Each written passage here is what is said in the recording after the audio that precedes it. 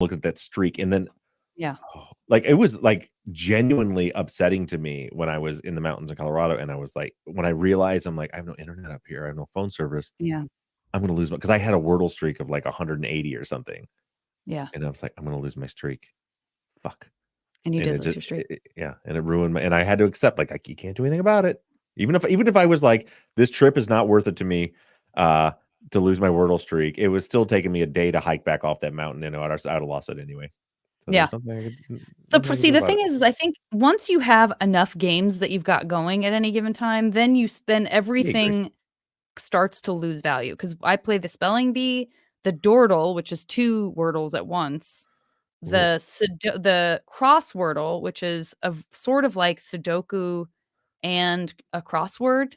Um, Mhm. and then I do the the crosswordle is like 2 different words that intersect Oh, and yeah, so relate you to do each so other. many that yeah, there's no way to And focus then on. yeah, and then my favorite thing I'm doing right now is something called the waffle, which is very fun and is I'll send you a link to it. It's Wordly. It's also Wordly, and it's really fun. This is gonna overwhelm So now me. Wordle is like, "No, Wordle, aren't you cute? You little one little Yeah, I cute can see how word." that is. Look at that. Phil's getting used to the live Caroline loves streams. waffle. I should have known.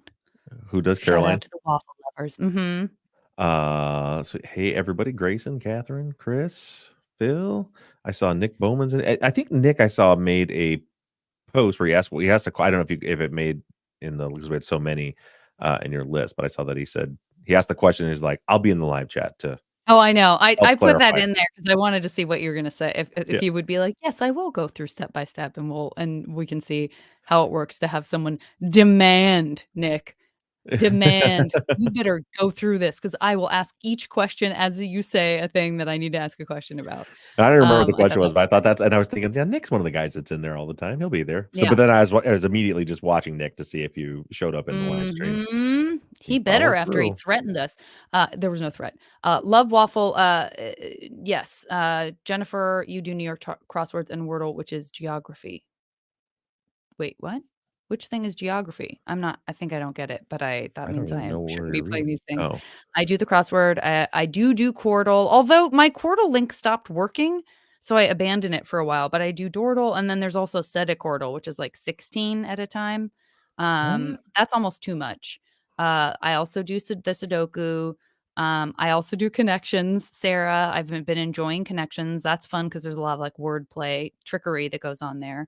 Amy's running at 100% Wordle, Bob. Sorry, Oh, 100% I before we Wordle. get who said that? Amy. Amy, we were just talking before we came on how how I lost my streak when I was in Colorado and it because I had no phone service. And like I feel like there should be a way, like you should be able to contact the folks at Wordle and be like, listen, I'm not gonna have phone service for a few days. I'd like to not lose my streak. This only seems fair. I'll do makeup work when I come back into the Yeah. service. So I lost a big streak then, but then I lost my streak this week. They got me twice. I can't remember the last time I didn't get one, and they got me twice this week.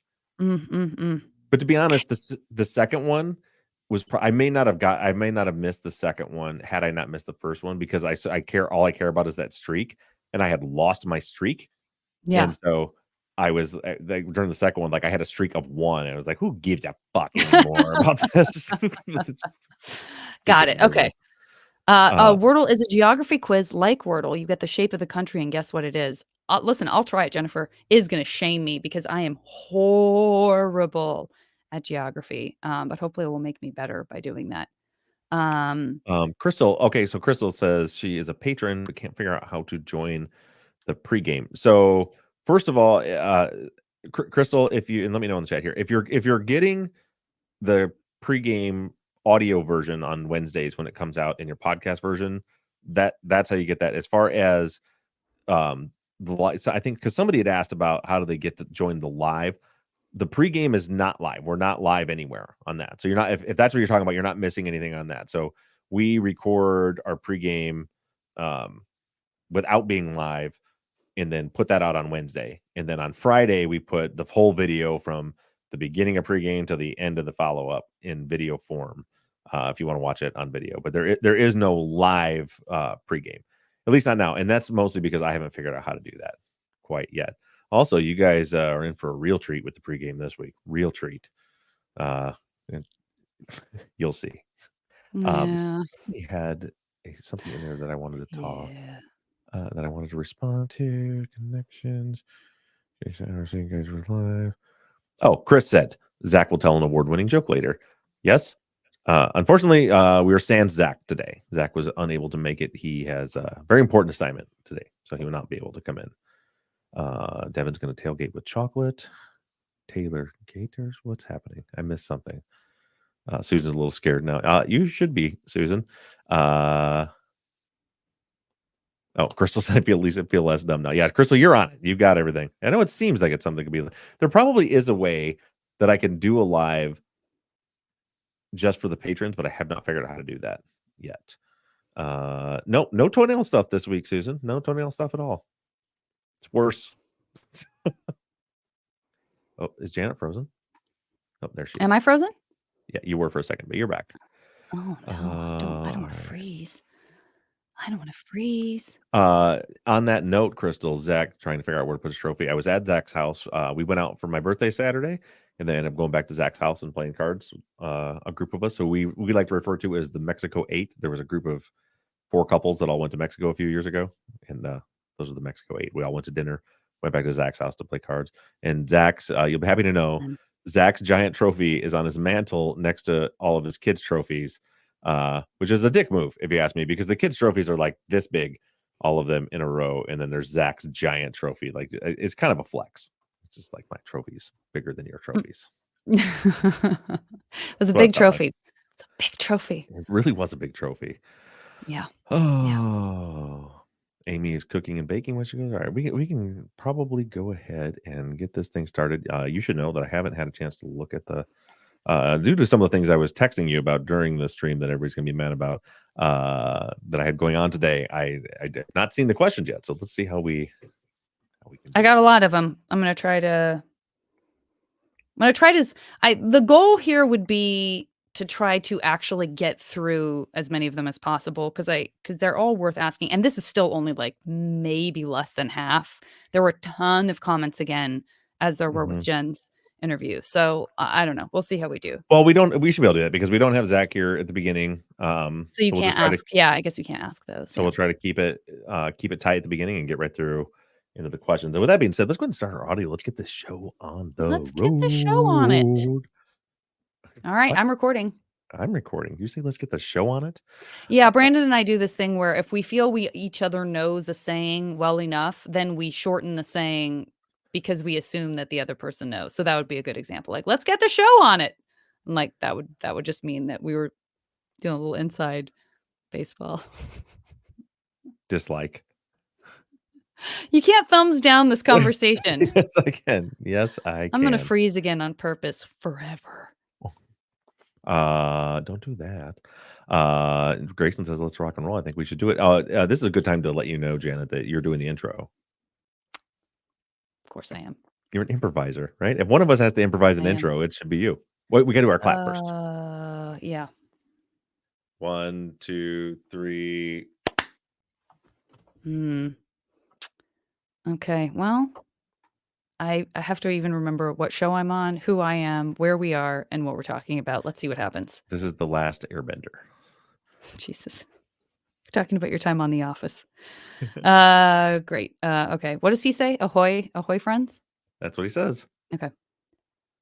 Ahoy, friends. You are listening to the Friday follow-up for the first time ever release of the full interview of Jay Wilds, the very first interview he ever did. We are here to talk about it today. We do not have Zach with us, but Bob and I are here to discuss all of your wonderful questions, and we're going to get that started in just a moment. I have one little clarification. You just said that the very first, Jay's very first interview. I just want to put on the record that I disagree. I think the first recorded interview that's been released. There it is. There we go. Yeah, real quick. And we got so many questions. As you said, we're saying Zach today. He's on assignment. So we're gonna try to get into the questions real quick. I do want to let you guys know though, we have a new case coming up. And the timing of this is going to work out. I cannot share details. The only thing that I will tell you is that the case came to me from Rabia Chowdhury. She was listening to our follow up last week where I had mentioned that I didn't have a case. She reached out to me and said, "Hey, I've got this case. It's a horrible injustice. I've been wanting to do something about it. I've been trying, but I just can't get to it. So can you take it? I'd like to have you do it on your podcast." Took the case, loved the case. Definitely is a horrible misjustice. There's so many layers. There's some really, really, really interesting coincidences in it. And I spoke today with the person that had submitted it to her. I've already got a bunch of the case files, and this literally is breaking today. Like, I haven't even talked to the case selection team yet to tell them they can stand down for now. If you're listening, case selection team, you can stand down for now. We're good, I think. Only person I haven't spoken to is the convicted. That's the last step that I need, and it sounds like we're sure they want to do this. But I just need to confirm from this person that they are good to go, and do my usual first interview and discussion with them about how this works, and give them the disclaimer of, if you did this, you don't want me to do the case because I will report it. That's exactly what I'll report. We're going to find the truth. I have no doubt in this case that that's not going to be an issue. But once that happens, I've got a few more FOIAs to pull to complete the case file, and then we're going to be full steam ahead. One issue I may need some help with coming up, I don't know yet. I believe the trial transcript is all paper, so I'm going to have to Oh. digitize that.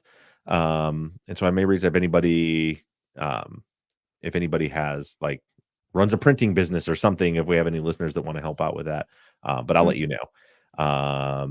And with that being said, we can get right into. Well, before we rush into it, I just want to say it goes to follow based on what you just said that Rabia is probably listening to this right now, in which case I could say, "Hi, Rabia." And also, this is very exciting. And also, when I say that, I'm speaking for a ton of people in the live chat right now who all freaked out with excitement when they found out that you had recommended this case. And people are really putting the pressure on Bob just right away, saying, Rabia's got a real strong track record. Yeah. So you have an even heavier responsibility when you throw Rabia into this to really just like get it right. Yeah, you're welcome, Rabia. And yeah, the chat is full of people saying hello to you, how much they love you. And I have a few requests here to see if maybe Susan says would be nice to have Rabia here and there on the follow up now and then, maybe. I'm definitely in agreement on that. So we may be doing that. Of course, that would be up to Rabia, who's very, very, very busy. True. And okay, now Cool. let's get this show on the road. Jana, it's the first time you heard this interview. Did you have any major takeaways before we get into the questions? Um, this sucks because now I feel like everything I say is just gonna sound like I'm kissing ass, assuming Rabia is listening to this. But the problem is that this is a case that they did cover on Undisclosed, and in fact, the only reason we're talking about this case right Yeah. now is because of Rabia. But I don't feel like there were a ton of surprise. Not that it was meant to be a ton of surprises, but I did not feel like there were a ton of surprises for me. In that, I feel you and certainly Undisclosed have talked at length about the content of these interviews and kind of how things play out. But there's some great feedback from listeners who, in some cases, kind of drill down a little bit deeper than I did in the couple of times that I listened to it. Not unlike the Jen interview, it's just so hard to follow. Yeah. Very hard to follow, and this, I don't know. It feels like it almost there were times where I was like, "Is they feel like this is going well," you know? Yeah, right. Even though, Yeah. like, but in your mind, you're like, "But this is not good. This is not good." Like, No, if and this is where you are having had all of these conversations and the best you can get right now is this, wow, that's really bad. yeah, because it's all over and there's contradictions, and certainly contradictions with Jennifer. One of the next things I'm going to do, and I haven't decided when, because I know, I want to say this. I know people there's lots of people that are itching to get to the next case and feel that we're maybe dragging this out. As I said, part of that is this has given us a little bit of time to get ready for that. Also, I think it's critically important to have all of this information out there in one place where people can go to season 14, hear all of this. It's a fresh look at the case. We've used some different investigative methods on this one than we have on this case previously. Now you're hearing these interviews again, thanks to Rabia. You're hearing these interviews now for the first time. But one thing that I want to do is I have a bunch of notes that I've taken, but I actually want to take the audio so you can hear, instead of just hearing me talk about it and explain it. I Mm-hmm. want to take the audio and say, okay, here's the timeline. This is how things happen. Compare, because the prosecutors in their part 10 that we covered before we got into these interviews, what they said was Gutierrez at trial spent so much time on Jay's second interview, which is problematic. But really, she should have been focusing on the first one, because it's Jay and Jen's first interview where they told the same story that was the nail in the coffin for Adnan. That's their claim. So what I want to do, and I think it will be shocking for you guys to hear it. I want to put together. You'll hear Jen say, "This is what happened at this time," and then Jay say, "This is what happened this time." Then Jen say, "This is what happened this time." Then Jay, and literally mash them together in a way that you can listen how they told the same story and see what you Cool. think. I don't know if I'll do that as a main episode, or if I can put it together, if I'll have time to put that together and just put it out as like a bonus content. And the only reason I'm bringing this up now is I want you to know that if I do it and it goes out as a Sunday main episode, a big part of the reason for that would be because I'm working on the new case, and that's still puts out the Sunday episode, still keeps you guys going, so you don't have a week off while we're waiting, while I'm piecing that stuff together, and getting, because like I said, I have a lot of the case file. I have to FOIA some more stuff. I'm probably gonna have to fight for some of the stuff that I'm gonna get, or gonna try to get. So just so you know, if that happens, that's why it's happening, is because I need to commit time to the new case, and it's also something I think is worth putting out there for everybody to hear. That being said, as far as Oof, this I get some interview, real delays. and any surprise Like would you're be, totally frozen for me right oh no, now. can you hear me Oof. now? Can you hear me now? Yes, yes, yes, Okay. yes. You're back. Oof, these are somehow getting longer now that we're Yeah. streaming. So I don't know. Yeah. We're gonna see what happens. That being said, I forgot what I was going to say. Sorry. That being said, as far as this interview, there are not a lot of surprises for me, but one of the things that that I realized when I was going through and editing it and putting it together and putting it out is the reason, because I mean, our discussion page is the official Truth and Justice podcast fans page where all our discussion happens, is like going crazy with all these things that people are noticing that Jay had said. And it occurs to Mm-hmm. me that not everyone that listens goes and reads all the case documents. It's like, for me, I've read this transcript from front to back and taken notes on it so many times. Like, I was expecting most of what happened. There was a few little things, like there's a shush in there at one point. Don't you think we have a Mm. question about it that I didn't hear before, and the tone of voice and things like that. But yeah, I think it is new information for a lot of people, because while there are a percentage of our audience that do go through and read the transcripts and read all the files, there's I would say the majority of people just listen. And so it's really important, I think, for now. There's a place where the people that do just listen still have the full picture. With that being said, before we ramble on any more and more and more, I think any more discussion we have can probably come out through the questions. So let's Great. go ahead and get into them. Great. Although I'm concerned because I don't remember a question about specifically hearing a shush. So we'll see if maybe I missed that. Um, okay. So just to read Jeremy's version, but I want to shout out Sarah Jean for pointing out something fairly similar. And I think this is something that runs through a lot of people's questions or comments. Uh, Jeremy says, what I find interesting is that in Jennifer's interrogation, the detectives allow her to tell what she had heard from Jay and the events from the evening in question before asking her questions about what she knows. But in Jay's interrogation, McGillivray starts firing off questions from the jump. Why would there be two totally different styles of interrogation in regards to the same events? I mean, it all depends on your perspective of it. It is a theory about that. If you're in the camp that you think that Jay's being led into this story, because again, I think it's important to point out, as I did last week, Jen's story was also workshopped, not necessarily in a nefarious way, but they sat down at her attorney's office or house actually, and worked through this whole story, did this whole pre-interview and figured all this stuff out first, then sat down and recorded the interview. Many people last week pointed out Jen sounds like she's reading. I personally believe she is. I don't necessarily think that's like a terrible thing, if what was happening there was she told the story, they made sure they wrote all the notes, she had everything down, and then now they're putting it on the record. That could be what it was, but I agree, it does sound like she's reading a lot of it at the beginning. Um, but in this world, if you're in the belief that they're now, but that now Jay doesn't have an attorney, and they are making Jay change his story. And again, I'll point out in the second interview that they have said he changed his story because they showed him information, and that caused him to change his story. You can do with that whatever you want. Um, in that case, I think they already have Jen on the record. And as I've said before, also, Jen's not playing the game. Jen has an attorney. They literally cannot talk to Jen because she is represented by an attorney. They have to go through her attorney. So they're stuck with Jen's version of events.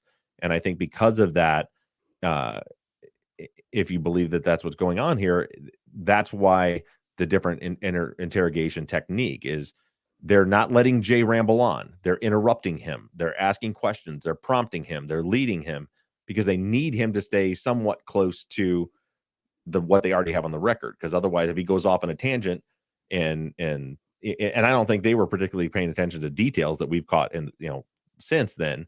But the air quotes basic story, they're trying to keep him on track, I think, is why you see the different tactics.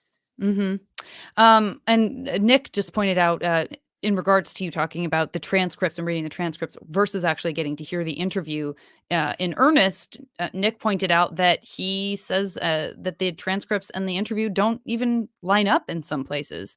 And on Facebook today, he posted 2 pics showing a difference, a discrepancy between what's in the transcripts and what's in the interview. I have not looked at that yet, but I didn't see that post, but I did see that someone, because I thought I heard it too, but I was, hurrying, kind of editing through the, listening through when I was posting it. But at one point, remember we talked about when we covered Jay's first interview that he said, when they asked like what was Adnan's demeanor, and he said he was probably calm, cool, and collected. mm-hmm. When I heard the transcript, now it's escaping me right now, the verbiage he uses, but the transcript says he says probably, but when Jay says it, I don't think he says probably, and I had it right in the tip of my tongue. It'll come to me later.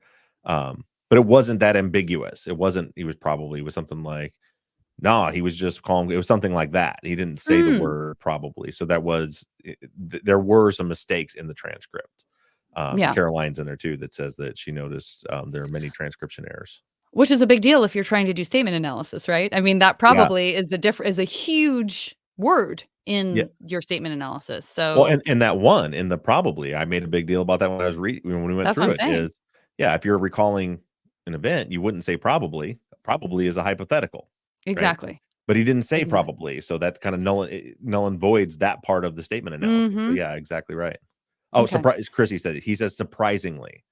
He says Ah, surprisingly, totally different. yeah, surprisingly calm, cool, and collected. And I have to go back through and really listen closely. But I do when someone made that post, I do remember thinking like, I remember when I was listening through that part that it didn't sound like he said probably.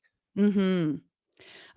Caroline says, just so you know, what I tried to do with the questions was create a sort of chronology of my own, a little timeline, if you will, since timelines are of the essence with this case, to try to hit on things sort of in a specific way. So this is sort of another general comment about the interview itself and the kind of differences we see with the interview with Jay. Caroline says the detectives clearly walk through the explanation and then waiver of rights with Jay on the tape. Why isn't this done with Jen? I realize her attorney is there, but that still doesn't negate the anything you can or say could be used against you. What is the difference between a statement and an interview questioning in the law enforcement world? And also wondering if, some of these questions dig a little too deep, could we find a good defense attorney for a special Friday follow-up to help kind of comb through some of the things that have come up for people with in terms of like legalities and that kind of thing. I have no idea what happened, but I just looked over and realized that my soundboard is not recording. Oh my God. Bob. What are you doing? I Can you hit it. take your audio from the I think I can pull the audio video? I mean, from you can do here. okay. You can Yeah. pull the audio, yeah. Just tell Brandon And you don't have Zach's it's gonna be a little later tomorrow before he gets it, because I'm gonna have to okay. do all kinds I'm gonna hit record now. Okay. What would you like me to do? Nothing? Keep everything the same. I'm just gonna Keep keep everything the recording. same on your end. We're gonna clap Okay. again. Great. 1, 2, 3. What the fuck? You saw me you said, "I'm recording," and I said, "I'm recording." Remember that? Yeah. I hit Mhm. it. I don't know what, and Mhm. it turned red. I don't know what happened. Okay. We're having Um, some technical the difficulties. gist of that question was why they didn't Mirandize Jennifer, right? Mhm. Okay, I can so Brandon, this will just come in right after that answer. So I believe the difference is so a common misconception from people watching TV is that everyone is if you get arrested, you're immediately read your rights and arrested, and that has to be done. I've had people tell me like I got arrested for DUI and they didn't read me my rights, so it's invalid. That's not the case. You don't have to be Mirandized unless you are being questioned as a suspect. Jennifer was not being questioned as a suspect. So think back to those of you that have been longtime listeners, the Jennifer Jeffley case. Mhm. They interviewed her for hours and hours and hours Yeah. because they claimed she's not a suspect. Mhm. She was being interviewed as a witness, and they'll say she was free to go at any time. She was not a suspect, and therefore she does not need to be Mirandized.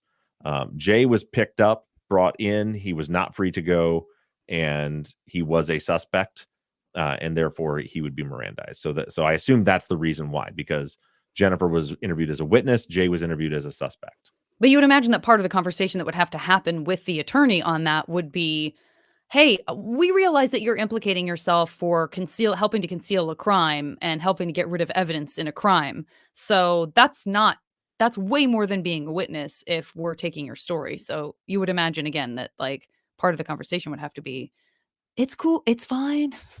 You Yeah, helped get rid of some stuff. You never told anyone this happened. Don't worry about that." yeah, and it's all like somebody used the word Susan used in the live chat, trickery, and that's what it is. Like we've in many of our cases, the cops will do this. Like they'll get around that by claiming they weren't a suspect. But the reality is, so like the crime Jen could be charged with would be like an accessory after the fact, or they never had any intention of charging her with that crime, and therefore she's not a suspect in the murder. They didn't have intention of charging her with that crime. As we learned from Jay's attorney back and undisclosed, they were threatening Jay with the death penalty. They were like he was a suspect. They were threatening to charge him with the crime, and I think that's how they got around it. Yeah, and I would say in terms of cadence and tone, and I know, we're not supposed to judge a ton of stuff by that, so I'm not saying this is like proof of anything, but I will say that he comes in so confident when they're telling him, "As we've established, you don't have a lawyer with you, you're waiving all your rights." And he sounds so that's one of the places he sounds the most rehearsed to me, where he's like, "Yes, I do understand that. Yes, I'm very well spoken. I understand that I am waiving my Mhm. rights. We have talked about this." And that really to me, again, just an opinion and not proof of anything, but that really lends itself to this idea of when things start to break down in various interviews with Jay, where he's like, "Wait a minute. Yeah, as you'll hear You know?" as you'll hear in this Sunday's episode, with in the second when they start really coming after him, and he's like, I don't understand this line of questioning. Can we stop for a minute? He's like, wait, whoa, whoa, whoa, whoa, whoa, whoa, what's going on here? Yeah, yeah. Okay. So, and then the other question that Caroline, who by the way also posted her timelines that she's been working on Facebook. So those are Mhm. also on there where you can track kind of, and it's such a labor of love. My goodness, there's a lot of work that's gone into that to try to, again, as we've all heard said before, try to make sense Yeah. of these stories. Um, Emily's oh, so I'm sorry. Sorry, Brandon. So the other question had just been about, would there be an opportunity to have a defense attorney kind of come in and speak to anything that we don't feel like we've wrapped our heads around? I would say right now I feel pretty good about kind of where we are with understanding how these interviews happened and the content, but I always like the idea of having a guest speaker to come in and talk about their expertise. Yeah, when we have specific questions like that, for sure. Great. Emily says when Jay is talking about finding out the police want to interview him, he says he asks Adnan, "What did you get me wrapped up in?" Why would he say he asked Adnan this? It makes zero sense. I feel like the officer should have followed up with something along the lines of, "What do you mean? What did he get you wrapped up in? You saw a body and helped him bury it on the 13th. What else would it be?" Yeah, that's one of many just complete nonsensical things that Jay says in this interview. Yeah, like as you said, you helped bury a body. Then like, what'd you get me wrapped up in? Yeah. Helping bury a body. Like, what you got Yeah. wrapped up in. Yeah. Larry says, "Did you notice that both Jay and Jen leave out one thing that should be a big point? One, an honest Jen would probably say Jay had me drive him around during the crazy ice storm to get rid of his clothes, yet she didn't even mention it. Two, a truthful Jay would probably say we were in a tight time window because I had to take him to track practice at 4 so he could be seen. He never talked about the urgency to get him back to school. Those two things alone tell me they're each lying." Yeah, Again, just a couple of things within, yeah, and we talked about 100%. the ice storm thing last week too a little bit that Yeah, but the track thing's a no one big talks deal about it. too. Another one Yeah, is the phone call, right? Like the phone call that came in, like he was puking. I was, all the different details. There was snow on the ground, which we know there wasn't snow on the ground. No mention. So like the main like point of the state's case didn't exist in this interview. In his first interview, he didn't say, I had to hurry up and get him back to track practice so we could create an alibi. That wasn't part of this narrative. There was no, he put me on the phone with Nisha to create an alibi. That wasn't right, part of this narrative. The phone call came in, the Leakin Park pings. That wasn't part of this narrative. Like none of those big memorable things were part of this story. right. They 2 weeks later in the interview that you're going to hear on Sunday, that's when all of that stuff comes in. And I think we've talked about it. We've read it for those of you that read the transcripts. Now you'll hear it.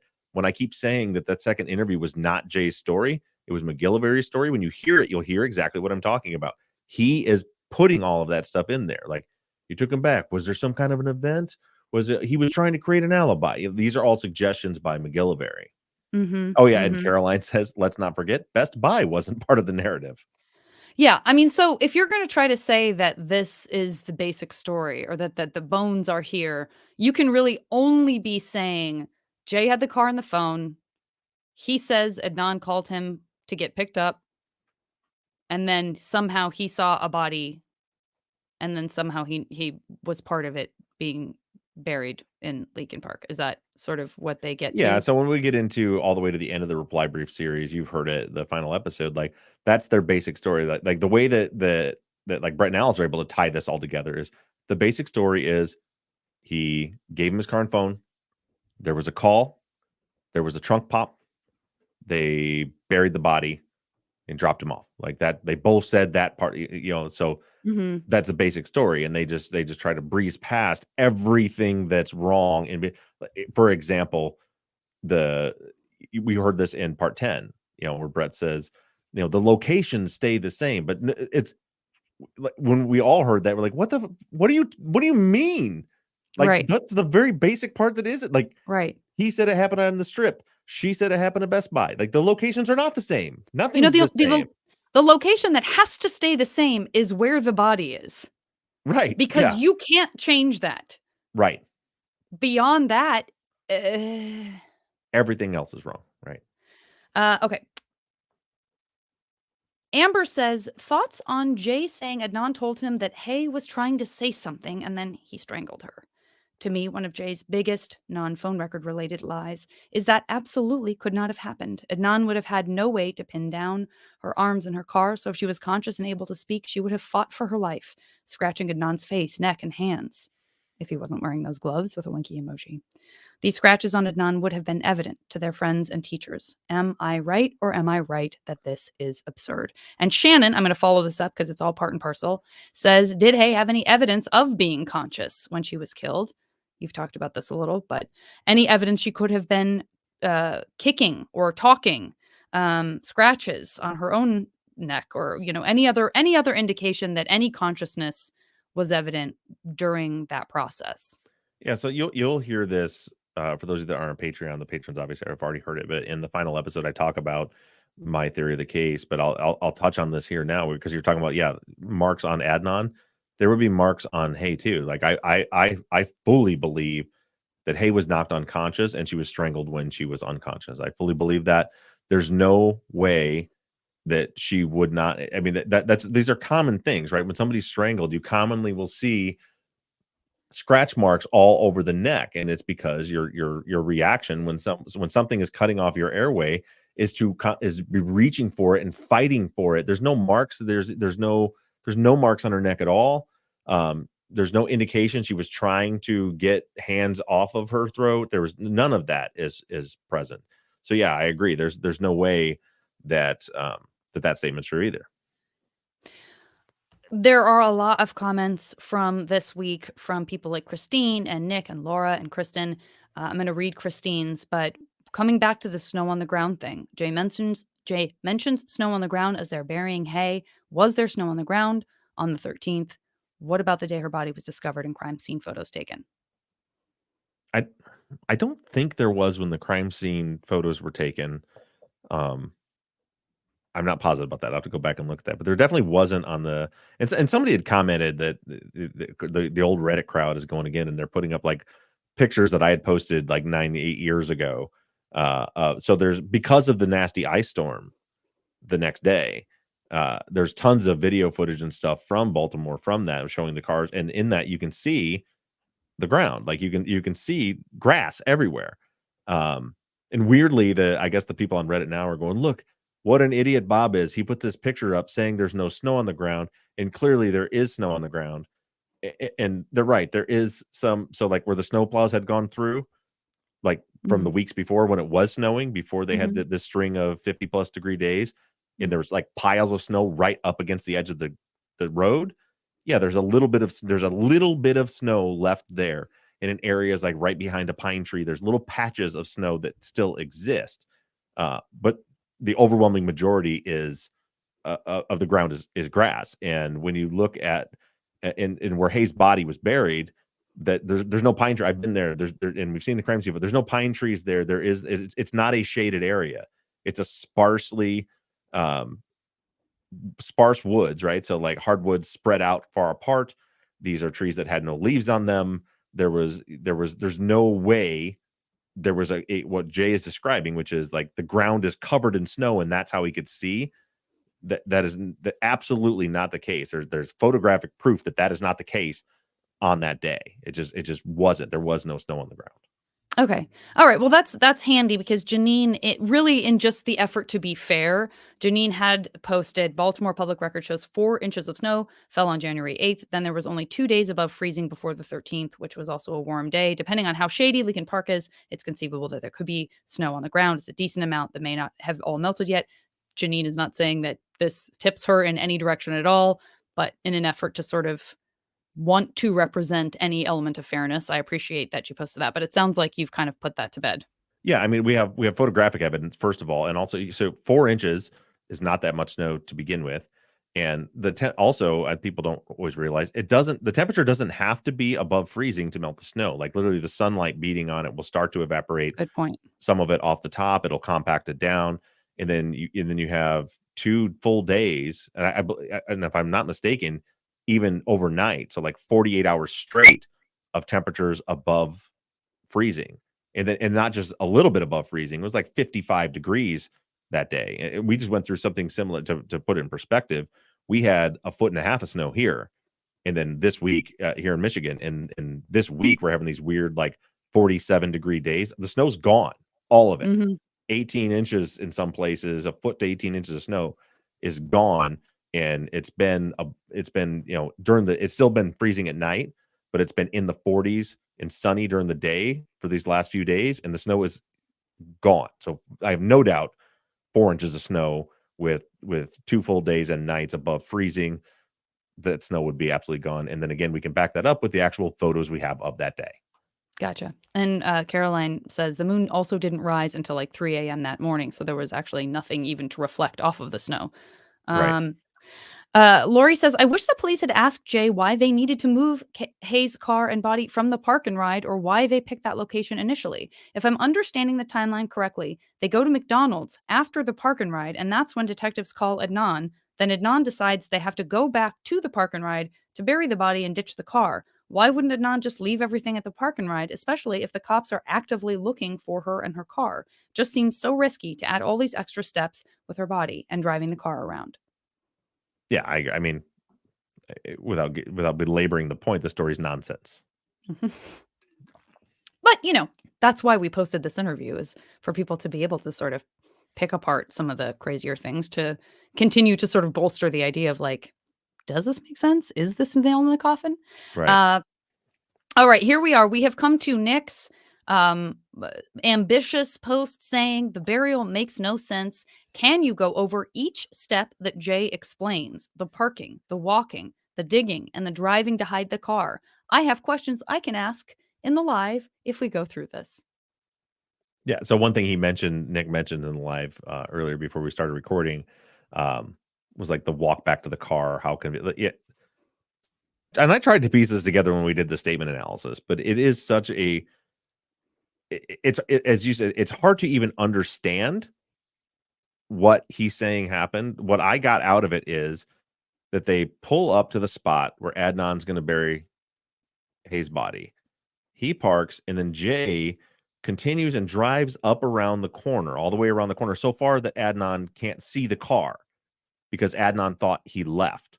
And then Adnan gets out and gets Hayes' body out, and then drags her body all the way back to the spot where they buried her, left her body there, and then comes back out, walks, and Jay says, I think he says 15 minutes at one point. I think at one point he says, I don't remember which interview, 15 to 30 minutes. He's waiting there. Adnan comes back. He is he thinks that he left him. They argue again. Adnan throws up out there on the road, and then they go back to bury the body.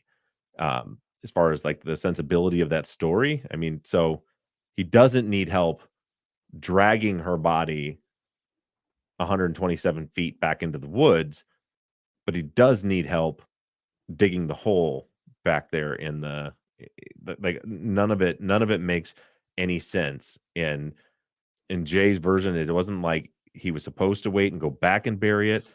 The shovels and picks are in the car Jay's in, not the car Adnan's in. It's all really, really weird. So Nick's in the live chat now. He says, Adnan walks all the way to Jay and then tells Jay he needs him to take him back there. Back where? So Nick, what he's talking about is to go back to where he had left Hay laying in the woods. That's so strange. Yeah. Vicky says around the 27-minute mark, they're discussing Hayes' body in the grave. McGillivray asks, "Describe to me how she is positioned." Jay then describes how she looks. They are using present tense. I know that they use present tense a lot throughout the interview, but this section felt jarring. It sounded to me like he was being asked to describe a photograph. Maybe this is my bias showing, and I'm reading more into this conversation. But that's how that struck her, and I get it. Yeah, I noticed the same thing, and weirdly, that's one of the things that I didn't pick up on when I was reading it, but I did pick up on when I heard it, because so in what she's saying, so he's supposed to describe Hayes' position, body position in the burial site, right? But they're not saying how was she positioned. All the questions they're asking are, as she said, in present tense. How is she positioned? How is she? And again, it could be reading tea leaves. But as she pointed out, that if they're looking at a picture right now, then those would be the word choices you would choose, right? How is she positioned? Which all those questions they were asking being in the present tense. It's certainly not proof positive of anything, but it is definitely, to me, an indication that they're looking at photos. And also the extreme specificity. Like, again, if you're on the guilty side and you believe Jay's bullshit, you've got to square a bunch of stuff. He has he knows that she was wearing taupe stockings. He knows she doesn't have her shoes on. He knows what color her shirt, what color her jacket is, or her sweater, exactly how she's positioned, how her arm was positioned. He knows all these. He remembers all these details. Doesn't remember where he saw her body in the trunk. Doesn't remember where they were when the call came into the police. You got to square all that. Like, none of it adds up. Right. But the excuse on that is he's protecting someone. Like, they just go back to like, no, we're not saying he doesn't remember. We're saying he has very good reasons for changing those aspects of the story because he's protecting people. Right, but who? right? I mean, that's sort of the I don't But know. right, I mean, he's Don't ask protecting me. Jen. In his second interview, he says that Jen knew the murder was gonna happen beforehand, like, could have stopped it.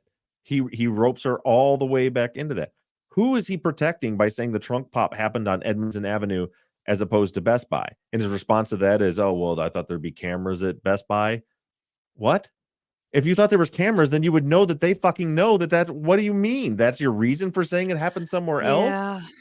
Like Yeah. like none of it like you people will say that, and what they like to do is be very vague about that. Well, yeah, he obviously lied. He's protecting himself. Obviously lied. He's distancing himself.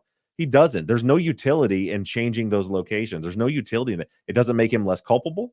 It doesn't protect anybody.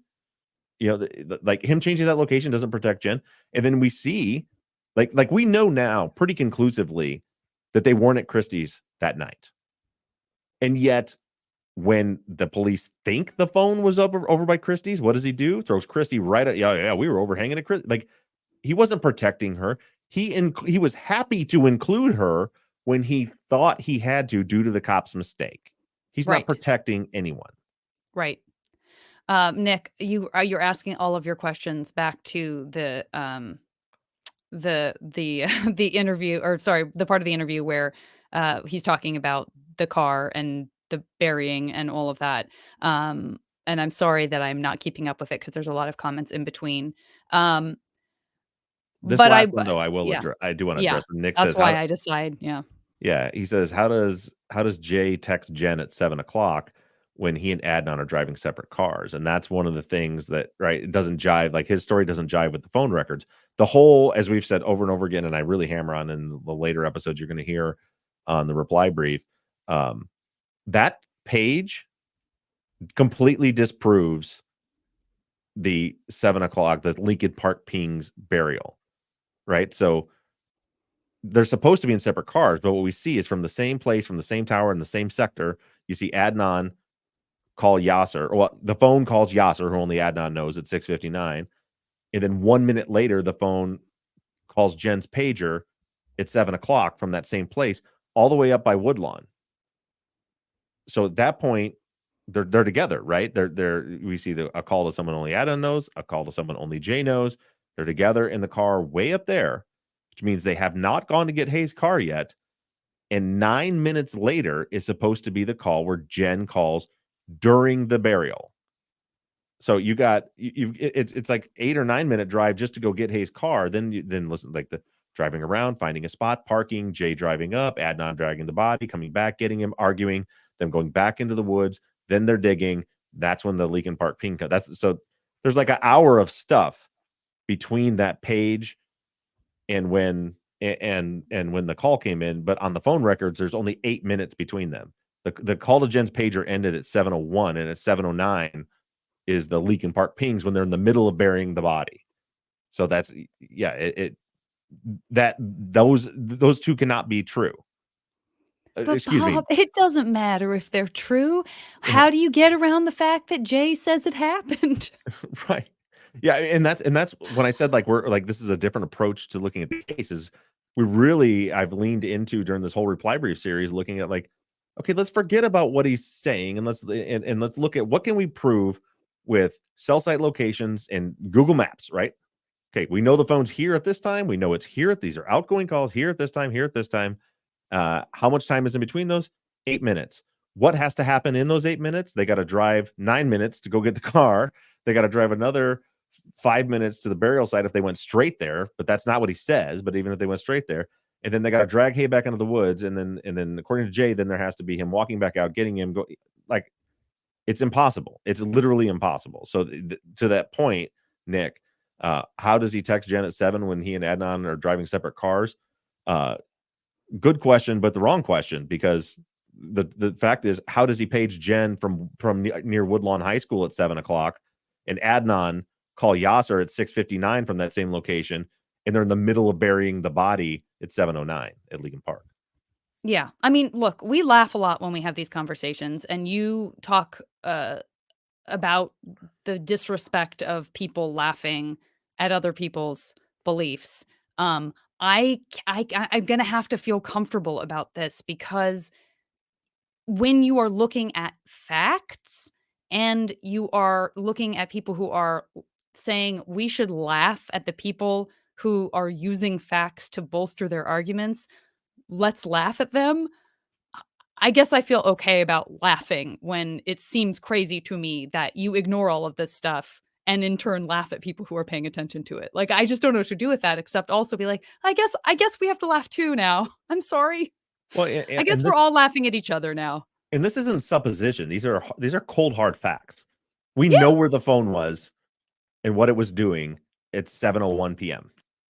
Yeah. And so there's no fucking way it's even in the remotest possible scenario that they're burying the body at 7:09. Yeah, 100%. All right. Moving on. Janaya says, and honestly, I know exactly what you're going to say, as I do about some of these questions, but this is kind of a fun one. Janaya says, at 29:08, Jay ditched a cigarette and flung it in the hole. Can't help but be frustrated that combing the scene for a cigarette and DNA testing it could have confirmed or denied his whole story. Bob, did they comb the scene for evidence and did they find a cigarette right there that they could have DNA tested? They certainly did sift through, again, as I point out, when other people like to say, well, it's not like they sifted through the evidence. They pulled fibers and hair out of that dirt. They sifted through everything in there with a fine tooth comb. And what they didn't find in there was a cigarette butt. Yeah. Uh, Shad says around the 32-minute mark, Jay describes the area where the car was left, row houses, parking lot, West Baltimore City, etc. Is this an accurate description of where the car was actually found? Yeah. So he describes, doesn't put those together, right? So when they first ask him about the car, he describes the location, the area, right? And again, so you can believe what you want, but what he's describing is something you could see from the pictures. It's in this grassy parking area by these row homes, something you can easily explain to him. But then later they're asking where it's at, but they don't ever ask him specifically where it's at. And he just says it's on the west side of Baltimore City. So he never gets specific about where it's at, what road it's off of, anything like that. Right. Liz, I see your comment. I don't know exactly how to respond to that because it doesn't seem like it's contradictory to me. If we have time, we can maybe come back to it. Uh, okay. Moving on. Laura says, did Jay say he threw his clothes away in his home trash bin? Seems to be one more just glaring example of how Jay and Jen's stories don't align. Yeah, and that's that. Yes, and that's one of the things when I talked about like piecing together, like how they're both telling the same story. How Jay says he threw it away in his trash can, and Jen says that she picked him up the next day, which would have been in the middle of the ice storm, and he had him in a bag, or he didn't have him in a bag. I would have seen him, so it wasn't a bag. But then we went to a dumpster, and then we threw it away in a dumpster. Not the same. Right. Catherine says throughout the interview, it seems like Jay either offers or is asked about a lot of things that were already known or assumed by police, like her clothing, the red gloves, the location and position of her burial, the wiper level being dislodged, the wiper lever being dislodged, the presence of shoes but the absence of purse, etc. Like the police are having him walk through the major items of evidence. Are there any changes between what police knew or assumed at the time of this interview and facts known by the second interview that Jay changes to match beyond the cell evidence? No, it's stuff like that, right? Like describing Hayes' position in the grave and what she was wearing, and when he talks about like Adnan put the shoes back in the car, all of these, as I said way back, like when you're doing a statement analysis about for interviews like this, particularly if you think you're listening to a false confession or something or a coerced confession, is what information did the suspect offer that the police didn't already know?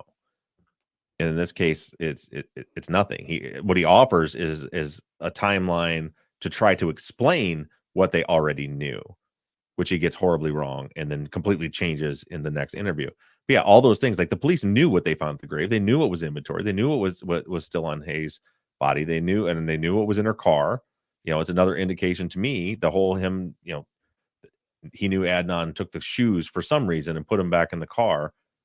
If you're one of those people that doesn't believe that the police already knew where the car was, maybe Jay's just got a really good memory. But that to me is another indication they'd already been through that car. They knew the shoes were in the car. Right. And then Emily and Teresa both pointed out, doesn't Jay say the gloves are gray in this interview? That's what they heard. And then there's even a double down of like gray with leather pads or something. I thought I heard gray too. And then I was like, oh, I guess I must have misheard that. And then I saw your Maybe I'll have questions, to ladies, and I thought, hmm. maybe I'll have to re-listen, and I might be blending the two together because the first and second interview, because I'm working on the second interview right now. Um, but I know in one of them he says, when they're like, "Is there anything else you want to add?" And he says, "Yeah, he was wearing these red gloves." Like he brings up and he says red gloves. Yeah. Um, but I'll have to listen again to see if he says gray earlier in the Yeah, interview. it's earlier on, unless I'm mistaken. I think I'm speaking for Emily and Teresa as well, that it sort of comes more incidentally. It's not the same. I don't think it's the same interview, or it's certainly not the same place in which because he does make a big deal about the red gloves. This is more Right. incidental. It seems like he's like, yeah, he's just had these great gloves on, blah blah blah. And Janiyah then follows up with a big deal was made about the red gloves. Jay eagerly remembers to go back and be sure to hit this point, as you just mentioned. But don't the autopsy and scene reports state a blue colorless fiber and an orange fluorescent fiber? I'd have So to go like, back and review it. which it doesn't seem, yeah. I mean, I don't feel like the police seem that interested in the red gloves thing. It just seems like it's really important to Jay for some reason. I know by trial they presented as though there were red fibers. So Oh, maybe they changed that for trial, but I thought that, yeah, it could have just been by trial. Maybe in the inventory it's described as orange and Kathy not says, yeah. red. Kathy says he did say gray. Yeah, and then somebody above there said, I lost it, but somebody said that they said like gray with gray and red. Hmm. Um, okay, we're almost done. Let's talk about flipping the tape for a second. Couple of really interesting comments from people about that. Robert says when they are about to stop the interview to turn the tape over, they say it's 2:09, and then when they restart, they say it's 2:10, which would have meant time to speak to Jay. No time to speak to Jay. Were the officers able to just make up the times, or were there any timestamps to check if the times they say are correct? You're supposed to trust them. Right. I mean, so it's an audio tape. Like we went through this in the Pinion Pines case where they're doing the time drive. Hmm. And they say that it's 9:08 and I'm passing this light, and it's 9:10 and I'm passing this light. Like we take his word for it. That's what's happening. It's not a video. Um, in this case, I mean, that's what they said. There's no evidence. There's no way to stamp or know what it is. Like I said, what at the beginning of the episode, what I know is they stopped that tape 15 minutes before it ended. When they said that it was 2 minutes away from ending. Weirdly, in the second interview, they do the same thing, but that time it is. It's like an hour in, and they're like, "Oh, we're about 2 minutes left in this tape. We're going to stop it." It was. I can see in the audio waves that it was about at the end of the tape. What I don't know, and there was another question about this, and maybe you're about to ask it, but I am. uh, I promise you I am. Can I ask it? go ahead. Okay. Michael says, what, if anything, did you make of the double start of the last part of the interview after the tape was flipped? Might they have started the interview and then decided to restart and record over what they had previously done? Also, it seemed to me that there was enough room left on the tape that the full interview could have been recorded on one side. Was the tape rewound so that the last part of the interview started on the beginning of side two? Or the last part of the interview start 12 minutes in as if they just flipped the tape and then just immediately started recording without rewinding back to the beginning of the other side. That second part was what I was going to get at, and I don't have the answer to it because the audio file. So, um, the first part I have the full, like you can tell, like I've done this in police stations where I've had to record from a tape into digital media, and that's you hook up your recorder. There's no way to like dub it. You just plug it in, you hit record on your computer and hit play and just let it go until it stops. You're not listening to it, or maybe you can listen to it, but and that's what happened there. You can see the artifacts from the tape, and it goes until it stops right at the same spot where Jen stopped. But the other side, and I mean, I'd ask Robbie. She may have the original from that, but the other side, whoever gave them that digital version of it, just has it cut just for those 9 or 10 minutes or whatever there is there. So like, Hmm. there's no whatever was left at the end has already been cut off. So I can't see, and if there was anything at the beginning, I can't see because what if they just flipped it right away? You should see those 15 minutes of dead audio at the beginning of the other side Right. before it starts. But unfortunately, like whatever's before it and after it is cut off of that audio, so I can't see it on that. As far as the start and stop, I don't know. It's weird, and I didn't even think about like if they started it and then like taped over it. Um, but I just like I was racking my brain. I'm like, what? I don't understand when because he hits record and he says, "All right, we're restarting the interview. We're picking back up. We should tell you something like, we should make sure this thing works before we do it." And then the tape stops, and then the tape's back on, and then they started again. I don't know. There was something mechanical happened there, right? So they like stopped it and restarted it, or I don't. I wish I had the answer to you. It's weird. I don't know what it means. I don't know if it was like maybe it was a microphone they like flipped off and back on. It's possible. I don't know if it was just like a tape recorder sitting there, or if it was like a tape recorder with a little microphone, and maybe it was like they hit record and the mic was on. And they're like, "Is this thing on?" They like flip it off and back on and make sure that the microphone's on before they start. I don't know. Okay. Last couple of things. Janaya says, I'd love to know what Bob observed or if his thoughts, opinions have changed listening to Jen and Jay's interviews a decade later. No, not really, because I have heard them before. So back I didn't air them before, but I had this audio back in 2015. So I've heard it before. I've actually sat with Jim and Laura when they did the statement analysis on it that you hear during season 1. So no, it wasn't. But also, to be honest, I haven't sat down and really focused and listened to it again. So like what I've done is, I've just adjusted I didn't take out any background noise or anything because I don't want to risk removing some artifact that is there. Same thing with Jay's second interview you're going to hear on Sunday with the taps in it. I could have done like a noise reduction to get rid of like the hum in the background. But I don't want any accusation of that it was manipulated. So I left all that in there. So really what I'm doing is I'm listening closely for things that I need to redact, like the beeps that you hear in there, and piecing it together and putting it out. But no, there wasn't any real big surprises for me. I learned more when I was doing the statement analysis on the transcripts, like things that neither I don't think anybody has ever caught before, like the fact that Jay says that he dropped Adnan off at the front of the school in the front circle. That was, catches like that. Those things were surprising to me that I'd missed those before. But listening, no, that being said, I'm still in the middle of the second one. Mm-hmm. And then Chrissy Marie says, can we please go back to the NCIC searches? I can't get past the feeling that they play an integral role in this case. Is there any more information on them? The precinct where they originated? Is there a connection between where the searches originated to where the car was found? Or maybe to February 24th when Jay says he came across it during his commute?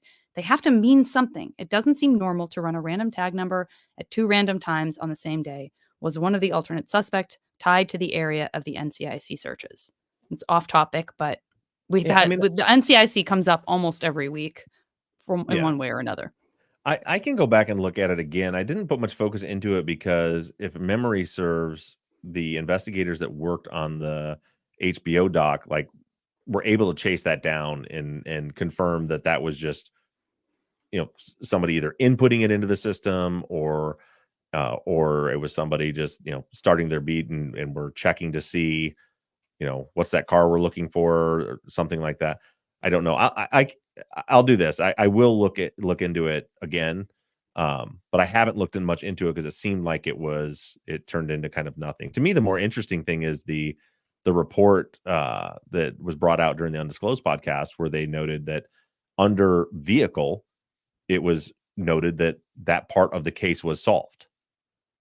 I don't know if you remember that. Yeah, there's like that where they had noted in the report that they found it, and then that tied in with, as we've mentioned before, the news report where the police public information officer is giving the press release, and unfortunately, the way they cut it together, instead of hearing him talk, the reporter is just saying. So there's a margin of error there, that Hayes' car had been found, and that was a key detail that had been withheld from the public until they found out who did it. Those things kind of were more interesting to me than the NCIC searches. Are we going to talk at all about the whole motorcycle thing? No, do you know what I'm talking about? Yeah, if those guys didn't bring it up on theirs, I guess there's nothing to bring up in the reply brief. But that's a very interesting thing. Yeah, I mean, we talked about it back during season 1. It wasn't part of the reply brief because it wouldn't be part of the prosecutor's narrative. You're talking about it was there was a question about did anybody get the reward money, Mhm. and that Jay had bought a motorcycle shortly after this, and Mhm. essentially that's what we know about it. Like we don't really have any further answers about that. Well, there were notes if I'm not mistaken, there were police notes that referenced a conversation about a motorcycle and a motorcycle Yeah, that was you for might be right. sale. I feel like there's some meat there, but you can always listen to Undisclosed for that too. Yeah, yeah, they covered it in detail, and I think I'm sure I talked about it. It's 8 years out of my brain right now, so I don't remember all those details, but I remember we did discuss it ad nauseum. Yeah. And that's all I have for this week. Awesome. Well, thank you for filling in for both yourself and for Zach. For those of you listening to this, hopefully the audio sounds okay after my recording snafu, because the first part of it is going to be coming off of our stream, and the second part will be coming off of my soundboard. Maybe it'll be great. Maybe it'll all be What a great. wild Never- ride. What a wild ride today has been for so many technical reasons. It's Yeah. been a lot of fun. Just looking over and seeing that Caroline posted that regarding the timing of the second interview, I noticed for the first time that there are 3 hours between when Jay signs the waiver of rights and the start time stated in the transcript. What? So, Really, in the second interview, not the one we just heard. yeah, Okay. Yeah. That's yeah, put a pin in that. Keep that in mind. for sure.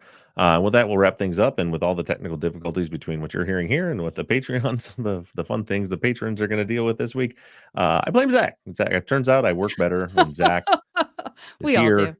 Yeah, We all do. but he's not here.